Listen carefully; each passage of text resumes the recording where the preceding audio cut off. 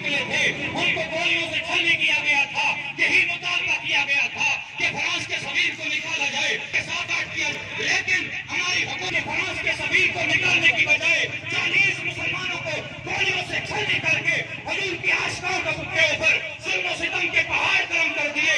میں یہ کہتا ہوں, بتاؤ کہتا ہوں, اگر ان لوگوں نے ان کے خلاف کوئی ایکشن لیا ہوتا, کسی چورے کو پیش نہ آتی اور کسی چورے کی جرت نہ ہوتی, کسی چوری اور ظالموں کو سبق ملا. مسلمان ہر چیز ظلم و ستم بھی برداشت کر سکتے ہیں, مسلمان ہر طوفان سے جو ہے برداشت کر لیتے ہیں, لیکن مسلمان اپنے نبی سے محبت کرتے ہیں, نبی کی آیت سے محبت کرتے ہیں. اگر اس میں نبی کھجور سے ہو جائے اس کو بھی محبت کرتے ہیں, آب زمزم کا پانی ہو جائے اس محبت کرتے ہیں. مسلمان آقا سے اپنی جان سے بڑھ کرتے ہیں, اپنے ساس سے پیار کرتے ہیں, اپنے والدین سے بڑھ کے پیار کرتے ہیں, اپنے اولاد سے بڑھ کے پیار کرتے ہیں. اور ہمارا